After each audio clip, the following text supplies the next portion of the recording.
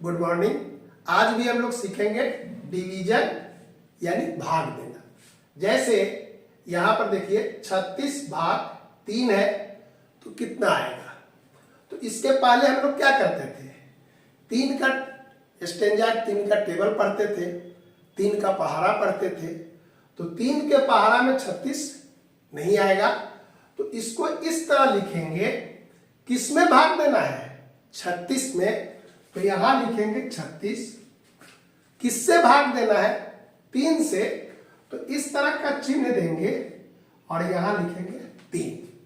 देखिए जिससे भाग दे रहे हैं यहां पर देखिए 3 से भाग दे रहे हैं तो इसको बाएं बगल लिखे, भाग जिसमें देना है उसको बीच में रखें। अब भाग कैसे देंगे, तो यहां पर देखिए 36 कैसे लिखते हैं 3 और 6, तो यहां पर हम लोग बाएं बगल का अंक लेंगे। तो बाएं में सबसे पहले कौन अंक है 3। अब यहां देखेंगे कि 3 में इस 3 से भाग देना है, तो कैसे चेक करेंगे कि 3 के पहाड़ा में या 3 के टेबल में 3 कब आता है। एक बार पढ़ने पर तो यहां लिखेंगे 1 और यहां लिखेंगे 3 और घटाव कर लेंगे 3 में से 3 को, इस तरह चिन्ह देंगे तो 3 में से 3 गया 0। आएगा समझ में। अब दूसरा अंक कौन है 6, तो इसको ऊपर से नीचे उतार देंगे और पहले की तरह फिर 6 में 3 से भाग देंगे। तो 3 का पहाड़ा कितना बार पढ़ेंगे तो 6 आएगा 2 बार, तो यहां लिखेंगे 2 और यहां लिखेंगे 6, घटाव करेंगे यहां लिख देंगे 0। अंत में 0 के बदला आप इस तरह काट कूट करके भी लिख सकते हैं, क्रॉस का चिन्ह भी दे सकते हैं। आई बात समझे। तो 36 में 3 से भाग दिए तो कितना आया 12। तो इस तरह जहां पर टेबल नहीं आता था इस मेथड से हम लोग भाग देंगे। आई बात समझ में। जिससे भाग दिए इसको बोलते हैं भाजक, इसको क्या बोलते हैं भाजक, और जिसमें भाग देंगे वो कहलाएगा भाज्य, और जो ये रिजल्ट आया इसको कहेंगे भागफल। कहीं पूछा नहीं जाएगा लेकिन जानने के लिए चाहिए कि 36 में 3 से भाग दिए तो भागफल कितना होगा 12। जैसे गुणन करते हैं तो गुणनफल कहते हैं, जोग करते हैं तो जोगफल कहते हैं, वैसे ही भाग करते हैं तो भागफल कहते हैं।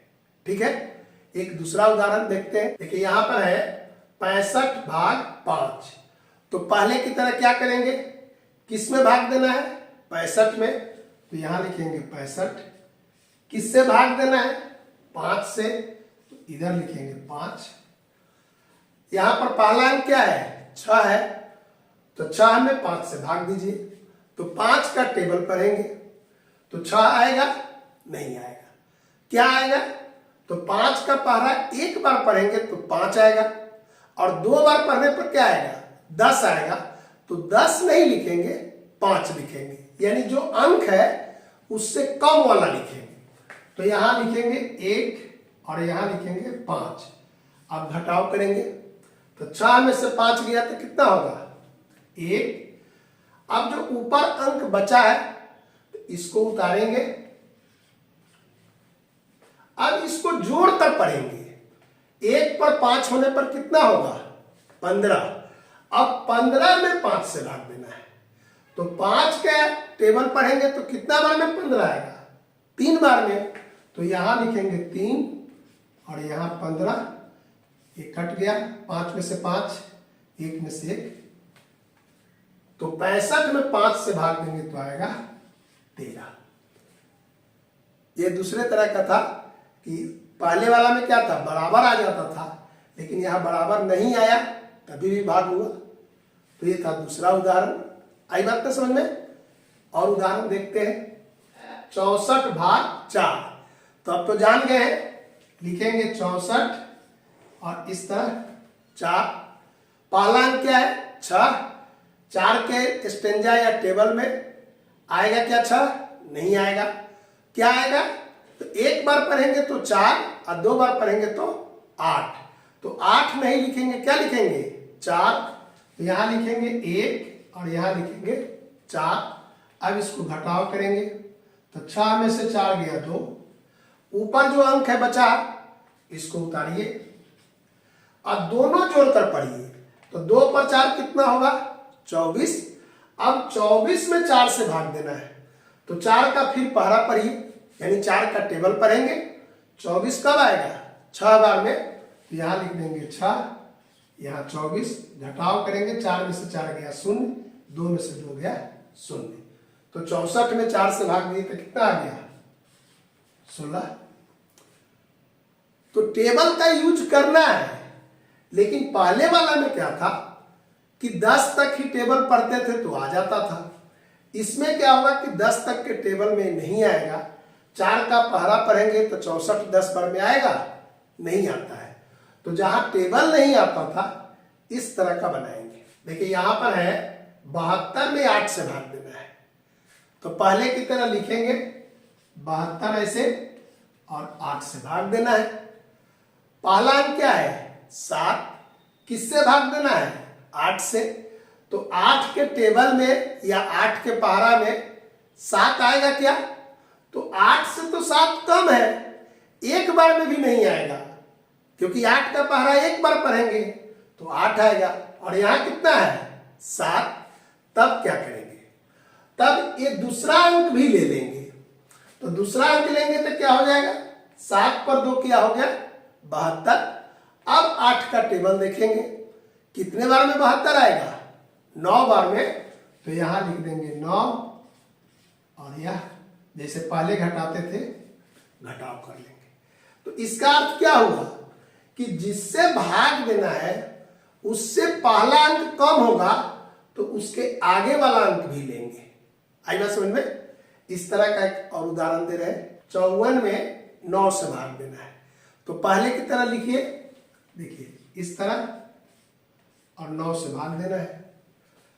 5 पहला अंक हुआ, तो 5 9 के पहरा पढ़ने पर आएगा, नहीं आएगा, यानी जिससे भाग देना है 5 उससे कम है, तो अगला अंक किसके साथ ले लेंगे, तो 5 पर 4 कितना हुआ 54।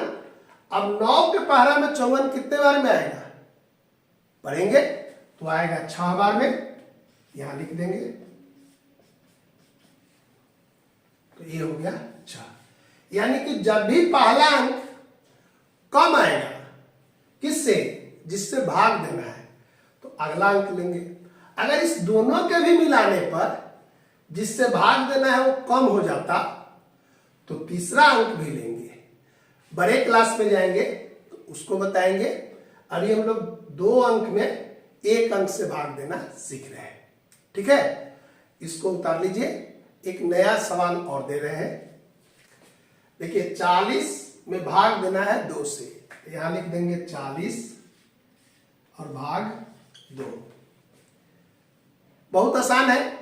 यहां पर कितना है 40, भाग किससे देना है 2 से, तो पहला अंक क्या है 4, तो 4 2 के टेबल पढ़ने पर आएगा क्या, आएगा कितने बार में 2 बार में, तो यहां लिख देंगे 2 और यहां 4, घटाव कर लिए, 4 में से 4 गया 0 लिखे, या ऐसा क्रॉस कर देंगे। अब यहां पर कोई अंक बच गया क्या, तो 0 बच गया, तो क्या यही उत्तर होगा आंसर, नहीं।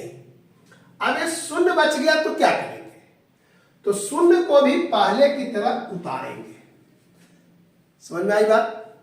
अब 0 को क्या करेंगे, यहीं छोड़ देंगे क्या, नहीं। क्या ध्यान रखेंगे कि जो अंक उतारेंगे उसमें इससे भाग देंगे, किससे, जहां पर जो सवाल होगा यहां पर 2 से भाग देना है, तो 2 का भाग देने पर 0 आएगा क्या, एक बार पढ़ेंगे तो 2 आएगा, तो 0 कब आएगा, तो हम लोग जानते हैं कि 0 में किसी संख्या को गुना करेंगे तो क्या आएगा 0 होगा, तो 2 का पहरा पढ़ेंगे कितने बार 0 बार, यानी कि 0 से गुना करेंगे तो कितना आएगा 0, तो यहां लिख देंगे ऐसे,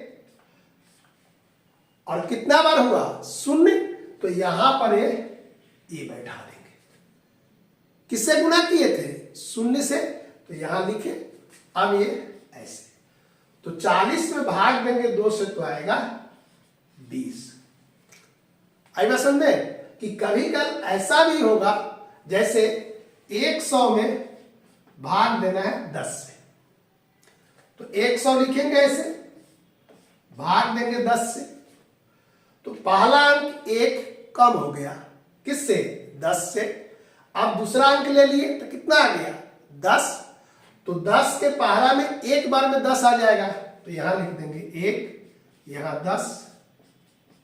अब एक शून्य बच गया, यानी एक अंक बच गया, तो यहां शून्य उतारे, तो छोड़ना नहीं है, यहां पर लिखेंगे शून्य ऐसे, और तब यहां पर शून्य बैठाएंगे। आई बात समझे? जब बार बार हम लोग बनाते हैं तो क्या देख रहे हैं कि यह शून्य लिख रहे हैं लेकिन यहां पर शून्य दे रहे हैं। समझ में आई बात? तो जब अंक बच जाएगा तो छोड़ना नहीं है, हमको उसको उतारना है और वैसे ही भाग देना है। ठीक है, समझ गए? एक लास्ट प्रश्न देखते हैं। यहां है 53 में 6 से भाग देना है, तो यहां लिखेंगे 53 और 6 से भाग दीजिए। पहले की तरह पहला अंक लिए 5, 6 से 5 कम है तो अगला भी ले लिए, तो 53 आएगा क्या? 6 के पहला में पढ़िए, नहीं आएगा। क्या आएगा? पढ़िए, 8 बार में आएगा 48, तो यहां लिख लेंगे 8 और यहां 48। घटाव करेंगे तो 3 घटाव नहीं जाएगा, इससे एक हासिल लेंगे, तो 13 में से 8 गया तो 5, यहां 4 में से 4 गया तो 0। ये क्या बच गया? देखिए, जो घटाव करके आए 5 हुआ। यहां आगे अंक है क्या? आगे अंक भी नहीं है कि इसके नीचे लिखते, तो ये जो 5 बच जाएगा इसको बोलते हैं शेष। तो कभी कभी भाग देंगे तो पूरा पूरा जब भाग नहीं जाता है तो शेष भी बच जाता है। आई बात समझे? तो जो बच जाएगा उसको बोलेंगे शेष। जब कुछ नहीं बचेगा तो कहेंगे कि इसमें शेष शून्य रहा। तो ये था डिवीजन, छोटा छोटा उदाहरण था।